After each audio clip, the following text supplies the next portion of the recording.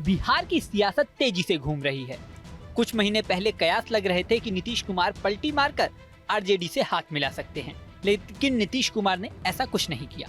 उल्टा लंबे समय से बिहार में लटका मंत्रिमंडल विस्तार हो गया है। मंत्रिमंडल विस्तार के बाद कयासों का दौर फिर से शुरू हो गया है, क्योंकि अब मंत्रिमंडल में कुल 36 मंत्री हो गए हैं, जिसमें 21 बीजेपी के हैं। मंत्रिमंडल में 7 नए चेहरे शामिल किए गए और सारे के सारे बीजेपी के। बात यहीं पर नहीं रुकती है। साल के अंत में होने वाले बिहार विधानसभा चुनाव की तैयारी में बीजेपी अभी से जुट गई है। मीडिया रिपोर्ट्स के अनुसार पार्टी ने तय किया है कि जीत तय करने के लिए बीजेपी बिहार में दिल्ली जीत के मॉडल को लागू करेगी। पार्टी का मानना है कि दिल्ली में बीजेपी की जीत में बड़ी वजह झुग्गीवासियों और गरीबों का बीजेपी को समर्थन है। पार्टी का आकलन है, जिस तरह से बीजेपी के नेता चुनावों से पहले ही झुग्गीवासियों के बीच गए, उनके साथ रात्रि प्रवास किया, उनसे कनेक्ट बनाया, उससे जमीन पर बीजेपी की मौजूदगी भी दिखी और जनता का भरोसा भी। अब बीजेपी दिल्ली जीत के इसी मॉडल को बिहार में अपनाएगी। इसी के साथ मंत्रिमंडल विस्तार में सोशल इंजीनियरिंग वाला फॉर्मूला भी दिखाई दिया। अलग अलग जातियों के नेताओं को मंत्री बनाया गया है। पार्टी ने तय किया है कि बिहार विधानसभा के बजट सत्र के तुरंत बाद बिहार सरकार में शामिल बीजेपी के सभी मंत्री अपनी अपनी जाति के लोगों के बीच जाएंगे।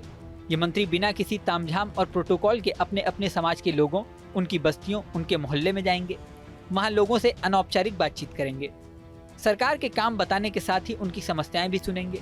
ये सभी मंत्री अपने समाज और जाति के लोगों के घर प्रवास करेंगे।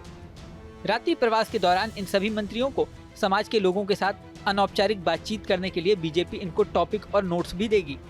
पार्टी का मकसद है चुनाव से पहले मंत्रियों को अपने समाज के लोगों के बीच मौजूदगी और कनेक्ट बना रहे। इसके लिए ये मंत्री अपने समाज और जाति के लोगों के छोटे छोटे सम्मेलन और टिफिन बैठक में शामिल होंगे। बीजेपी की बिहार की रणनीति को अंतिम रूप दिया जा रहा है। हालांकि मंत्रिमंडल के बीजेपी के चेहरों की संख्या बढ़ाने के बाद नीतीश कुमार को लेकर भी सवाल उठ रहे हैं कि क्या चुनाव के बाद अगर बीजेपी जेडीयू गठबंधन जीतता है तो नीतीश कुमार सीएम रहेंगे या फिर सीएम फेस बदल जाएगा।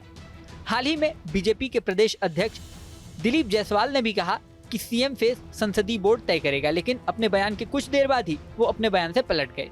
उन्होंने कहा कि हमारे चुनाव का स्लोगन ही है 2025 नीतीश फिर से।